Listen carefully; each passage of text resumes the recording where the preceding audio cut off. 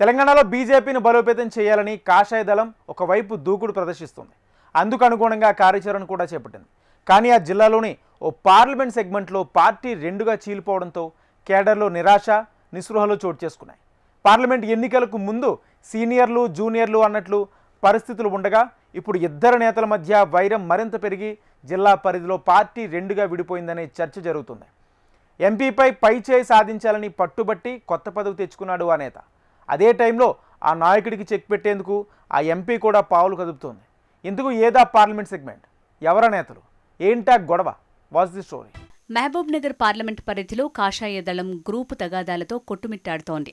ఉమ్మడి పాలమూరు జిల్లాలో బీజేపీకి బలమైన నాయకులు ఉన్నప్పటికీ క్షేత్రస్థాయిలో మాత్రం పార్టీ క్యాడర్ బలహీనంగానే ఉంది. లీడర్లు ఉన్నంత బలంగా గ్రౌండ్ లెవెల్లో క్యాడర్ని నిర్మించుకోలేకపోయారు. ఇటీవల పార్టీకి వచ్చిన ఊపుతో నాయకులు పెరిగారే తప్ప కార్యకర్తలు మాత్రం పెరగలేదని స్పష్టమవుతోంది.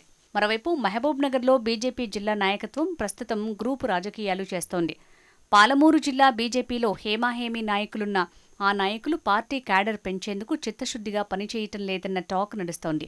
ఎవరికి వారే యమునా తీరే అన్నట్టుగా వ్యవహరిస్తున్నారని జోరుగా ప్రచారం సాగుతోంది. ఎంపీ డీకే అరుణ మొన్నటి వరకు కోశాధికారిగా, ప్రస్తుత రాష్ట్ర ఉపాధ్యక్షుడిగా ఉన్న శాంతకుమారిల మధ్య వర్గపోరు తారాస్థాయికి చేరింది. పార్లమెంటు ఎన్నికల నుంచి కోల్డ్ వార్లా కొనసాగిన ఈ విభేదాలు ఇప్పుడు కాస్త బహిరంగ పోరుగా మారింది. దీనికి నిదర్శనం ఇటీవల జిల్లా కేంద్రంలో జరిగిన ఓ ఘటనతో ఇద్దరి మధ్య వివాదం తేటతెల్లమైంది. రాష్ట్ర అధ్యక్ష పగ్గాలు చేపట్టిన తర్వాత మొదటిసారిగా జిల్లాకు వచ్చిన రామచంద్రరావు సమక్షంలో డీకే అరుణ వర్గం, అటు శాంతకుమార్ల వర్గాల మధ్య రభస చోటు చేసుకుంది. రాష్ట్ర అధ్యక్షుడి ముందే ఇరు వర్గాల బాహాబాహికి దిగారు. దీంతో అప్పటి వరకు అంతర్గతంగా ఉన్న వర్గపోరు ఒక్కసారిగా బహిర్గతమై పార్టీలో కొనసాగుతున్న కోల్డ్ వార్ను తేటతెల్లం చేశాయి. ఈ వర్గపోరు పాలమూరు పార్లమెంటు పరిధిలోని 7 అసెంబ్లీ సెగ్మెంట్లపైన ప్రభావం చూపుతుందట. ఫలితంగా పార్లమెంట్ సెగ్మెంట్లో ఎంపీ డీకే అరుణ, శాంతకుమార్ వర్గాలు అన్నట్టుగా పార్టీ విడిపోయిందన్న టాక్ కొనసాగుతోంది. ఇలా ఏళ్లుగా శాంతకుమార్ రాష్ట్ర కోశాధికారి పదవిలో కొనసాగుతూ వచ్చారు. కానీ ఆ పదవికి రాజకీయంగా అంతగా ప్రాధాన్యత ఉండదు. పార్టీ కార్యక్రమాల్లోనూ అంతగా ప్రమేయం ఉండదు. ఏదైనా కార్యక్రమాలకు సంబంధించిన ఖర్చులు, ఏర్పాట్లు వంటి వగైరా పనులు మాత్రమే కోశాధికారి చేయాల్సి ఉంటుంది. ఈ క్రమంలోనే జిల్లాలో తనకు రాజకీయ ప్రాధాన్యత లేదని, కార్యకర్తలు గానీ డీకే అరుణ వర్గం గానీ తన సత్తా గుర్తించటం లేదని భావించిన శాంతకుమార్ రాష్ట్ర నేతలతో ఉన్న సత్సంబంధాలతో ఇప్పుడు రాష్ట్ర ఉపాధ్యక్ష పదవి తెచ్చుకున్నారని ప్రచారం సాగుతోంది.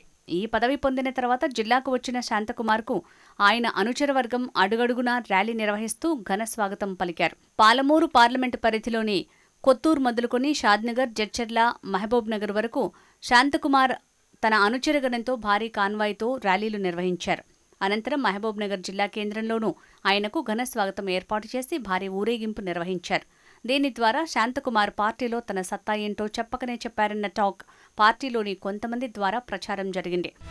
ప్రస్తుతం శాంతకుమార్, ఎంపీ డీకే అరుణల మధ్య ఉన్న ఈ వార్ పాలమూరు పార్లమెంటు పరిధిలోని 7 నియోజకవర్గాలపైన ప్రభావం చూపుతోందట. ముఖ్యంగా నారాయణపేట, మక్తల్, దేవరకద్ర అసెంబ్లీ నియోజకవర్గాల్లో ఇప్పటికే పార్టీ రెండుగా చీలిపోయిందట.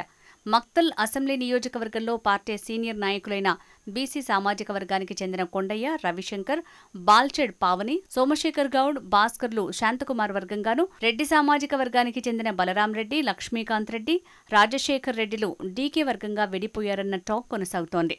ఇక నారాయణపేట నియోజకవర్గంలోనూ ఇదే పరిస్థితి కొనసాగుతూ వస్తోంది. ఇక్కడ జిల్లా మాజీ అధ్యక్షుడు రతంగు పాండురంగారెడ్డి డీకే వర్గం వైపు, జాతీయ కార్యవర్గ సభ్యుడైన నాగూరావు నామాజీ, మాజీ జిల్లా అధ్యక్షులు పగడాకుల శ్రీనివాస్, ప్రస్తుత జిల్లా అధ్యక్షుడు కొండ సత్య యాదవ్లు, పట్టణ అధ్యక్షుడు వినోద్ వంటి వారు శాంతకుమార్ వైపు ఉంటూ వర్గాలుగా పార్టీని కొనసాగిస్తున్నారన్న ప్రచారం సాగింది. ఇక దేవరకద్ర, జడ్చర్ల నియోజకవర్గాల్లోనూ ఇదే పరిస్థితి కొనసాగుతోందట.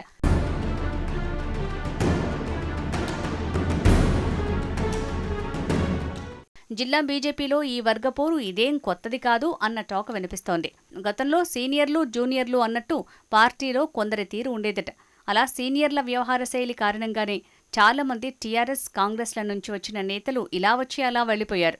ఇందులో మాజీ ఎంపీ జితేందర్ రెడ్డి, నాగం జనార్దన్ రెడ్డి, ఎర్ర శేఖర్ వంటి నేతలు సైతం ఉన్నారు.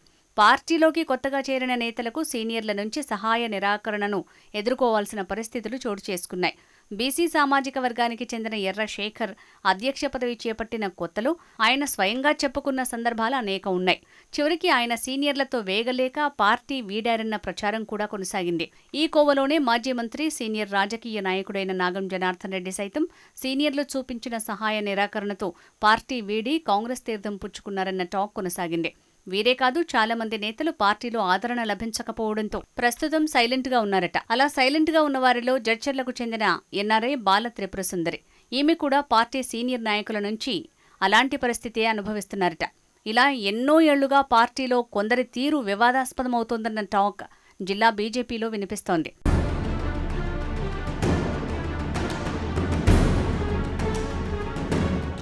అయితే ప్రస్తుతం ఎంపీ డీకే అరుణ, ఇటీవలే రాష్ట్ర ఉపాధ్యక్ష పదవి పొందిన శాంతకుమార్ల మధ్య వర్గపోరు తారాస్థాయికి చేరిందట. ఈ ఇరువురు వర్గపోరును కొనసాగిస్తూ చెరో వర్గాన్ని పెంచి పోషిస్తున్నట్టు పార్టీలో చర్చ జరుగుతోంది. మొన్నటి ఘర్షణ తర్వాత ఆ ఇద్దరూ ఎప్పటికీ కలవని రైలు పట్టాల మాదిరిగా మారిందని పార్టీ నేతలు చర్చించుకుంటున్నారు. డీకే అరుణ, శాంతకుమార్లు విడివిడిగా కార్యక్రమాలు, ప్రెస్ మీట్లు పెట్టుకుంటూ పార్టీలో ఎప్పటికప్పుడు కాకరేపుతున్నారట. ప్రస్తుతం పాలమూరు పార్లమెంటుకే పరిమితమైన వీరి వర్గపోరు క్రమేణా ఉమ్మడి జిల్లా వ్యాప్తంగా పాకుతుందన్న ఆందోళన బీజేపీ కార్యకర్తల్లో వ్యక్తమవుతోంది. ఇప్పటికే ఉమ్మడి జిల్లాలో బీజేపీ పార్టీ అంతంత మాత్రంగానే ఉంది. అందులోనూ ఇలా పార్టీలో కులాలు, గ్రూపుల పేరుతో నేతలు విడిపోయారని కార్యకర్తలే చర్చించుకుంటున్నారట.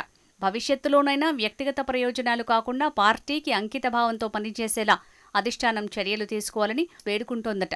మరి చూడాలి, రాష్ట్ర అధిష్టానం పాలమూరు పార్లమెంట్లో రగులుతున్న ఈ వర్గపోరును ఎలా గాడిలో పెడుతుందో.